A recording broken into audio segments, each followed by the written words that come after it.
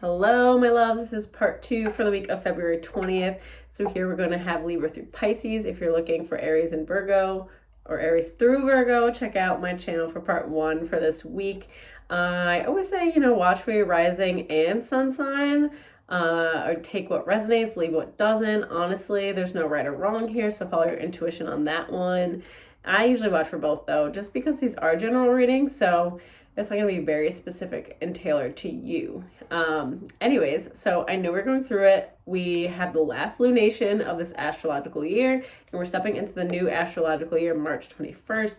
We also have Pluto return for US right now, so there's a lot going on. I mean, collectively, as we know, we're having all of these train derailments and contaminants in the water all around the country, people being affected. I have family out in Ohio, so I'm just trying to remain positive and, I'm like, go get yourself some fucking spring water. Even come out here. I don't know. It's hard. It's very hard. I feel like there's a lot of confusion, and the best thing we can do right now is try to support each other the best that we can, because everyone is going through it in their own way. People are stressed. People are on their last leg. I try to remind myself, people have been a little bit more aggressive and short and tempered the past couple of years, right? But everyone is kind of in survival mode and doing the best that they can. So trying to take everything personally if you can, protect yourself, and extend when you can, right? Help others when you can. That's the best we can do. So let's get into this week's readings and see what this new moon energy has for these signs. Fucking hell. All right, we're going to start off with Libra. Let's see what Spirit has for Libra this week. What guidance and messages Libra may need for the week ahead. All right, Libra. This is feeling like a heavy one. What you got going on? There's just like a lot of constriction in my throat. Are you fucking kidding me? Why am I surprised? I just love it. Like, the cards are always so confirming to me. It's wild. And then 2, intuition. So there's a lot. My throat is so tight. Like, your anxiety is really just like building in this space. And I just want to like adjust your neck, dude. Like, give yourself a little neck massage. I know it's energetic, but just to kind of get things moving in that area. The lymph I'm being brought to too. So if you ever do lymphatic draining in gua sha, these are like the points that you would start at, right in the collarbones. Massage here to open your drainage pathways. And then you could look up a million different fucking videos on how to gua sha or do lymph drainage or dry brushing. But that's something I'm being really drawn to for you, Libra.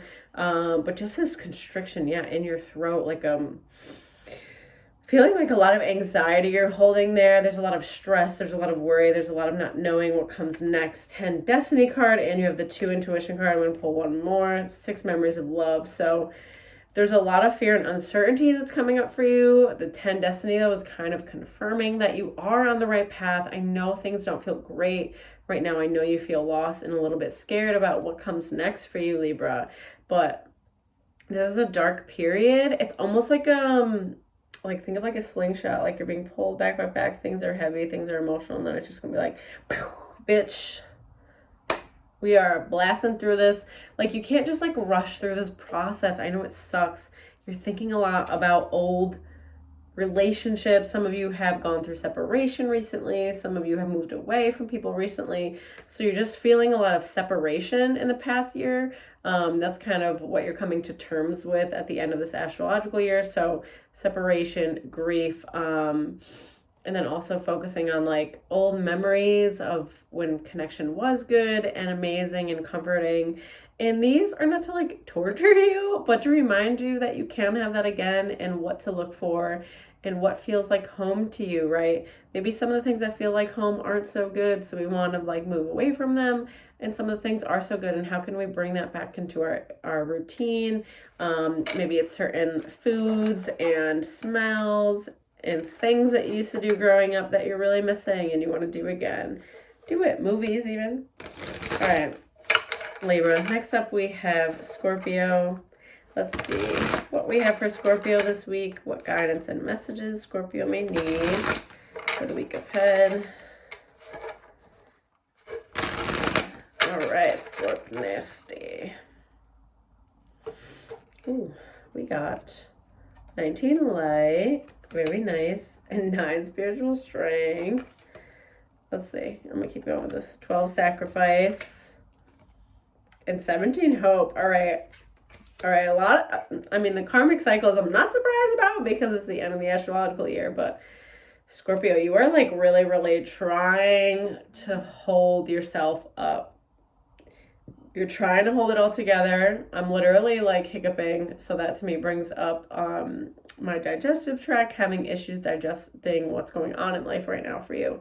So you're feeling a lot of kind of victim mode, and I don't even mean that in a bad way. You're just like very overwhelmed by the circumstances that you're under. You're feeling kind of powerless right now. These 2 cards are like super confirming though, like 9 spiritual strength. 9 is also endings, but spiritual strength is here to show like you just need to go a little bit further, a little bit more till you can rest. Like this isn't going to last forever. I know it's super emotional. Like I feel it in my eyes right now. You're just tired. You've been crying. You don't feel very optimistic. You don't feel very, just optimistic about where things are heading for you. And the light and the hope card. Hold the light. Continue to focus on the great things in life while you're going through this grieving, right? You're not going to be able to completely ignore how you're feeling and what's going on, but to continue to remind yourself that these like experiences that are so heavy and so overwhelming, I mean, they fuck us up, right? They'll bring us to our knees. They'll have us questioning things. We're getting real existential when shit hits the fan.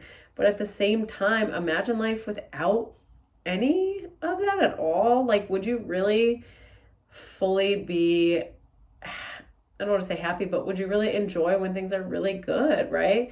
Would you really appreciate the amazing relationships you have? Would you appreciate your health when you have great health? I have these legs that like walk me to all these amazing places, right? I love my eyes. They give me the ability to see the sunset, shit like that. Like kind of go through and make a gratitude list. I think it's going to be really healing for you this week. Because the energy, just feels very slow and drained and emotional around you, Scorpio. And then you have the sacrifice card. So what you need to let go of this week, what you need to move away from. Maybe it's control. Control's coming up. So letting go of control, letting go of knowing is going to be big for you. Just kind of surrendering to what is, even if that's incredibly, incredibly uncomfortable. All right. Next up, we have Sagittarius. Let's see what Spirit has for Sagittarius this week. What guidance and messages Sagittarius may need for the week ahead. Ah! It's fine. It just didn't really happen. Okay. Saggy. We got a positive movement forward. I haven't got this one in a bit, so that's very nice. Oh, I'm feeling that around family. And then 5 wisdom. And 7 choose wisely. So I'm feeling like you're finally catching your breath, Sag. You're feeling really good about your home base, your family life, your community feels really good to you. There's a lot of challenges that you've gone through this year in terms of priorities, right? What is important to you? What isn't? That has shifted tremendously this year. I want you to think about the beginning of astrological year, so March of last year to now, and what you prioritize then. You were like, this is everything I need to put my energy into. This is what's most important. And you have shifted so much into family and health and well-being, and feeling connected is more of a priority for you. Before I was seeing it was more material, maybe money, job, career. So that's shifting a lot for you. With the 5 wisdom card, you're looking to connect with more like-minded people, find and put more energy into community. I see some of you donating your time, or this could be monetary, in community, in the community you already kind of have. So just like building upon that much more, wanting to give back to others. Let's see what we got with this choose wisely and throat chakra. So this is coming up for career for me. I feel like you're kind of at a crossroads about something with your job. Like some of you are like, do I stay, do I go? And then others are like, do I want to work with these particular people? I'm feeling like the people are kind of a clash for you. So if you are feeling like you need to make a particular choice into like what direction to go in, just remember that you have to live the life that you choose, right? Other people can give you advice, but at the end of the day, they're not going to live your life. You need to trust your guidance. Your intuition is strong, so definitely trust your inner compass with this one, Sag. You know what you gotta do, even if it sucks. Okay, next up we have Capricorn. Let's see what Spirit has for Capricorn this week. What guidance and messages our Capricorn may need for the week ahead. Oh, that one flew out, but we did not shuffle. I don't know why that's the theme for part 2, because part 1 really wasn't problematic. All right, Capricorn. All right, the one that flew out is positive movement forward. I love that. Not a bad one to be flying out again. 19 light again. All right, these are our hitters this week. 7, stand your ground. 7 came up a couple, or this card came a couple times in part 1 too. We're really finishing out cycles here. And 9, material harvest. All right, Cap. I feel like you're jazzed up, like you know this next chapter of your life is about to be fire, and that's because of the inner work that you've been doing and the ways you've been pushing yourself and trying new things and putting yourself in new spaces. That's where I'm getting with the positive movement forward. You are seeing what's on the horizon for you, what you've been moving toward. You're feeling really good about it. Continuing to work on your mental health as a priority, continuing to work on your inner narrative has been a really big reason why you've gotten to this place so far. Then with stand your ground, like this is kind of an interesting one to me. So I feel like this year you've been breaking a lot of cycles that you've had with people, roles that you've had with people. You've been changing your narrative, or changing the narrative maybe they have about you, because you haven't been as silent about things that have been bothering you. So you've been speaking up on that and willing also to collaborate with people, I'm hearing. So speaking up, but doing so in a way that's maybe not super divisive. Like you're able to kind of look at like the energy that you're putting out there and how it's affecting situations that you're in and partnerships that you're in. And then we have the 9, material harvest. So I'm seeing a new job on the horizon for a lot of you, and just something that's going to be way more lucrative. So I am saying with a lot of you, this is your own, like you're self-employed in some degree. For some of us, this could be like we still have a job and working for someone else, and maybe we're starting like a little passion project or a side hustle of some kind, but coming into more money this year, coming up for sure. And this week is really when you're getting clarity on like what that could be, what that's going to look like, how are you coming into this money, okay? I like it. All right. Next up, we have Aquarius. Let's see what Spirit has for Aquarius this week. What guidance and messages are Aquarius needs for the week ahead? Feeling sleepy with this one. Y'all wrecked out there? Everybody tired? Aquarius is so tired. 8 power. Okay. Let's see what else this is about. 16 disruption. All right, we're getting quite a few tower cards this week. I'm glad Virgo wasn't the only one, I'm not gonna lie. 8 emotional withdrawal. And 4 rest and rejuvenation. Okay, so the rest and rejuvenation is definitely what I was picking up right away. Like I'm feeling so exhausted, run down, burnt out, just needing to take time for yourself. And it's like almost a forced time out, right? You're not really having the option like, oh, I'm going to carve out time to chill. So maybe some of you got sick. Some of you have a mild injury and you're just forced to chill the fuck out. You got to chill. And then the 8 power card.